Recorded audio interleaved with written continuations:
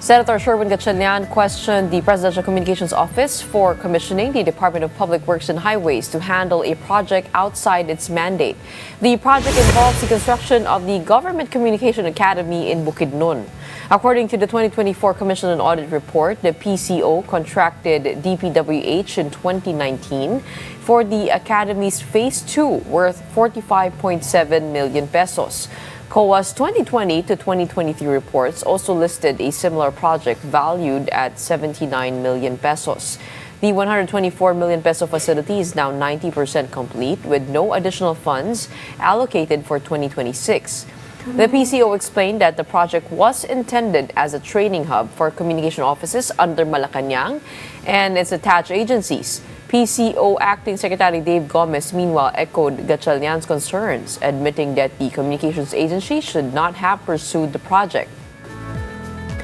And now joining us this morning to talk about this issue and more, we have Senator Win Gatchalian. Good morning. Welcome back to Morning Matters. Good morning, Gretchen. Good morning to our televiewers. Unahin po natin itong PCO office in Bukidnon, the so-called Government Communication Academy. And while it will immediately raise questions once you hear about it, wala po ba sa powers nitong ahensya na ito to propose projects and to get funding for those projects? What are you seeing here? Well, Gretchen, one of the things that we are reviewing during the budget process is staying true to the agency's mandate. So PCO, right? Dati PCO, their main client is the president, and they give service and support to the president's communication needs. So, in other words, their main focus is no other than the president. So, this academy is outside of their mandate. They're not supposed to have an academy. They're not supposed to train people outside of their mandate. Let alone the location of the academies in Bukidnon, which is very far from Malacañang. So we flagged them about this project because it's already 90% complete. But they've been constructing this project since 2019, so it's already 6 years. In fact, para siyang white elephant because for 6 years nothing is happening with this project. So it's good that the secretary already agreed that this is outside of their mandate and they will just donate the building to Bukidnon, to a local college, Northern Bukidnon College. I think the college has better use for this building. Oh, so what do you mean by white elephant? What's the latest progress of the building? It's uncompleted. It's 90% completed apparently, but there's no furniture, there's no aircon, there's nothing. It's not operating. So just imagine the government spent 120 million for the last 6 years, but the building is not being used. And we see this across the entire government bureaucracy. We saw this in the Department of Health. We saw this in the Department of National Defense. A lot of these buildings are being constructed for the last 5-6 years, but it's not being used. And obviously, if it's not being used, then there's no productivity for that structure. Pero ito pong Government Communication Academy, this was funded back in 2019, am I correct? And then continued on to the next administration. So, dalawa po itong administrasyon na nagsama-sama po dito para pondohan ito. Yeah. That's true. I think there was a first phase and the second phase, and apparently it was funded throughout. But then again, we had to flag them because this is outside of their mandate. That's part of the review of the Finance Committee. We review if the agencies are staying true or staying aligned with their mandates. In fact, personally, I've reduced a lot of the budgets of the different agencies because it's not in line with their mandate. And if it's not in line with your mandate, then you don't have the skills, you don't have the capability of doing that. For example, in the case of PCO, they have to get trainers, they have to get additional manpower. So they will be derailed to their core mandate of giving service to the president. But were they able to at least explain to you the rationale behind this Government Communication Academy? Sino po ang proponent po nito? It's not very clear, no, because it was started in 2019. And at that time, there was a different secretary for PCOO, I believe that was the name before. So it wasn't clear to me what was the intention of this building. But what is clear, it's not in their mandate. It's not in their core competency. And again, no, imagine you have your main office is in Malacañang, but your training center is in Manolo Fortich, Bukidnon, which is you have to take a flight, you have to take a 3-hour car ride to go there. So it's not practical, no, to have that academy very far from your main office. Baka ho pahingahan. Yan ang hindi ko na Pero, alam. Yan ang- pero sino po ang PCOO secretary that time? What do you know? I believe it's Secretary Andanar. I believe I might be wrong okay. because the people change, but I believe it was Secretary Andanar at that time. Okay, now let's go to the farm to market roads, which your office has also brought up. You're seeing here about 10 billion possible overprice. Did I get that correct? And Right. why did you cite 2023 and 2024? Posible po bang mahabol pa yung overprice na yun, yung pera na nawala po doon? Well, right now, yun ang nakita namin based on our review of the documents. Because part of the mandate of the Finance Committee is to review past projects and whether those past projects are implemented properly. Because these are continuing projects. Every year you have farm-to-market roads. And we detected overpricing in this program. And that's why we flagged the department that, in fact, no less than the secretary said his budget is only, his estimate for farm-to-market roads is only 10,000 per meter. DPWH estimate is about 15,000. But we are seeing costs around 300,000, 200,000, 70,000, cut across different provinces in the Philippines. So in other words, based on our tabletop analysis, there's massive overpricing happening. And the Department of Agriculture, as we speak, is doing their physical inspection. The COA, we talked to COA. We also asked for their assistant to do physical inspection as well and give us a report on this. And what did you see in the physical inspection? Natapos naman po ba itong mga farm-to-market roads? It's just the overpricing? That's the main problem? Based on our initial conversation with COA, natapos naman. No? But then again, they said that some of the farm-to-market roads really need a lot of cost, a lot of support infrastructure, meaning it's not a straightforward farm-to-market road. And this is also one of the things that we are flagging the Department of Agriculture because they have to, first of all, they have to identify. They have to make sure that the farm-to-market roads are farm-to-market roads. They have to make sure that the produce gets to the market as quick as possible and convert it into income for our farmers. That's number one. That's why all of these farm-to-market roads should be in the master plan of the Department of Agriculture. But in the hearing, Secretary Tiu Laurel said that he also detected ghost farm-to-market roads based on his own personal inspection. So those are the things that we requested from the department. Oh. And yung overprice po na sinasabi po ninyo, sa lahat po ito ng farm-to-market roads within the 2023 to 2024, yung 70,000 kilometers? Hindi naman lahat. No? Hindi naman Okay. lahat may overpricing. But we have detected, again, no, these are based on reports that the Department of Agriculture sent to us. We've detected massive deviations from the 15,000 per meter. No, if you're talking about 300,000 per meter, 200,000, that's a massive deviation from the 15,000. So that should be investigated for sure. No, and that should be physically be inspected so that to determine what happened. And if corruption happened, then accountability should be pursued.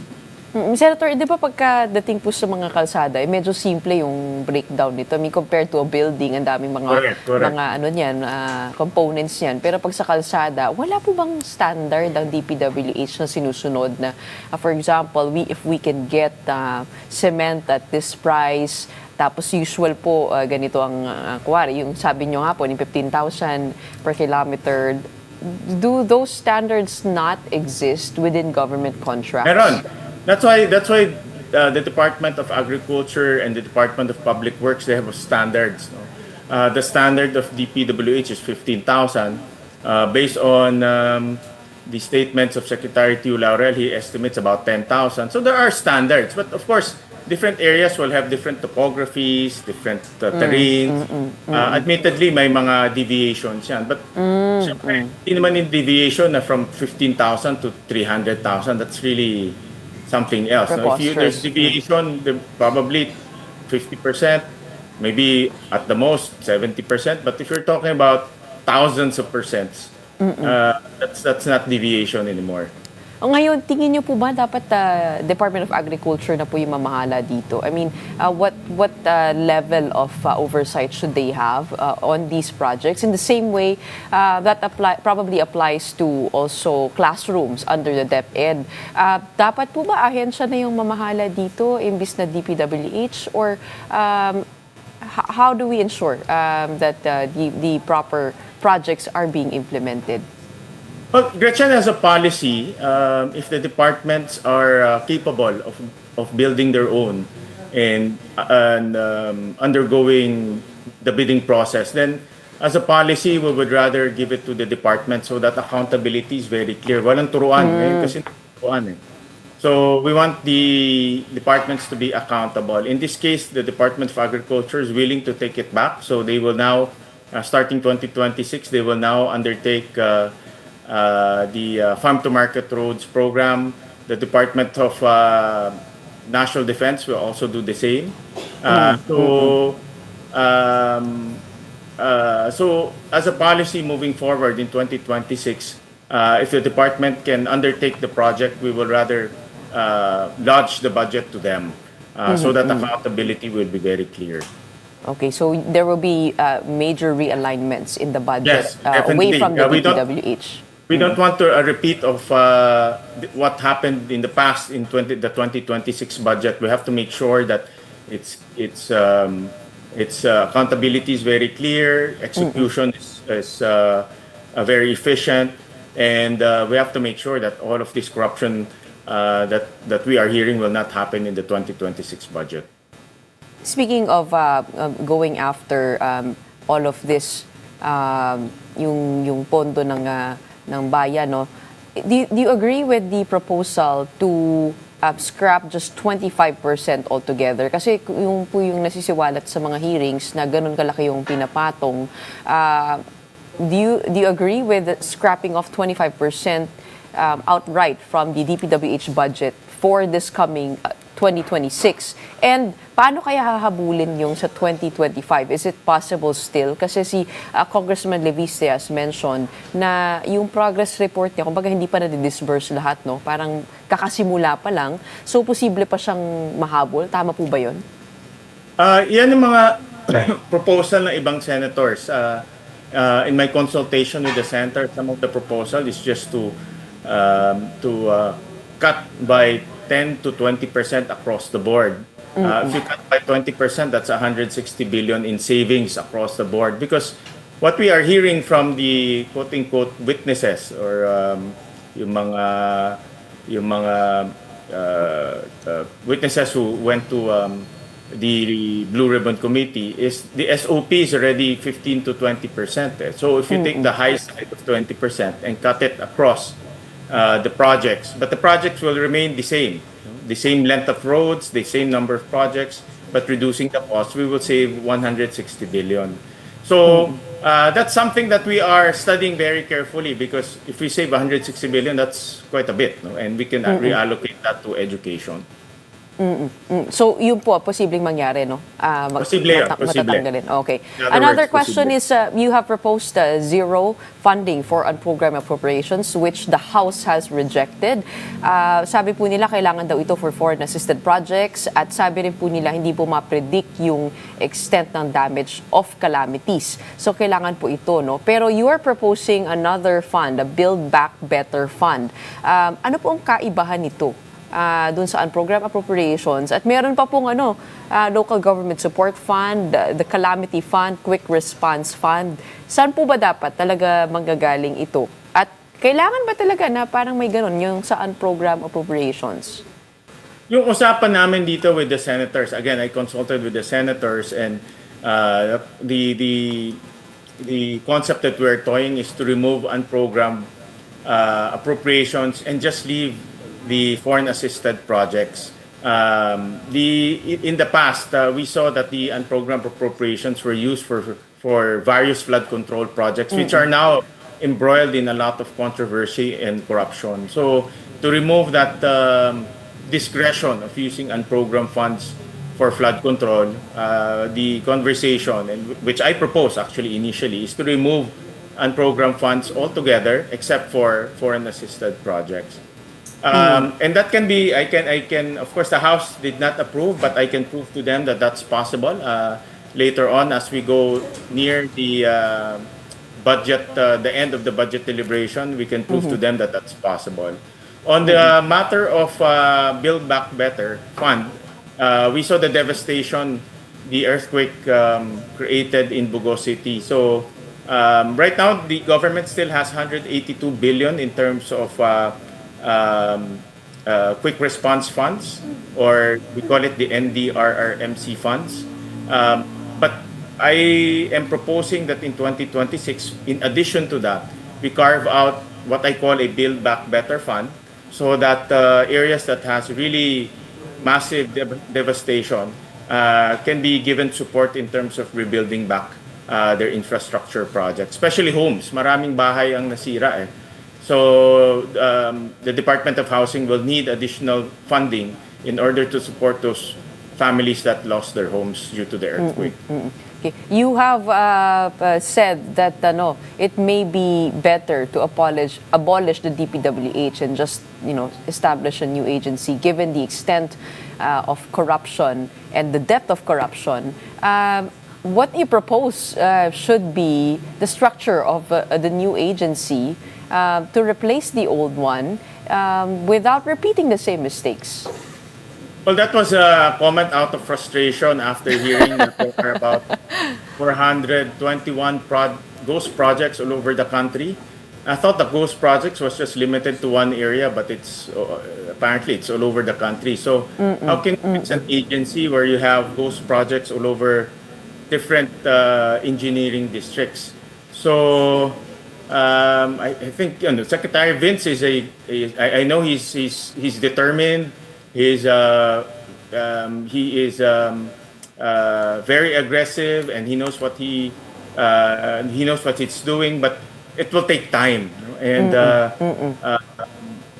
I think it's more efficient if you just start a new agency with new people, with young engineers, with young idealistic employees, so that they can just hit the ground running and work rather than fixing the corruption issues. No? These are just concepts out of frustration. I'm sure a lot of people are thinking the same because of what they are doing. That's correct. Pero the other side to it is ayaw din naman ng taong bayan na makawala itong mga responsible. Yes, definitely. Well, that's not saying that those people will just be fired and business as usual. It's not the case. No? People should be put in jail. That's for sure. And dapat mabilis. Okay, marami pang itatanong pero yan na muna for today. Thank you so much for your time, and we look forward to the next Blue Ribbon Committee hearing. When will that be?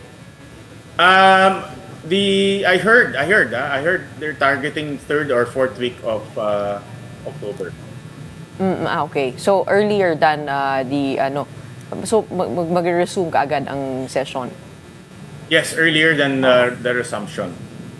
All right, sige. Maraming salamat. Thank you so much for your time this morning. We got Senator Win Gatchalian, Chair of the Senate Finance Committee.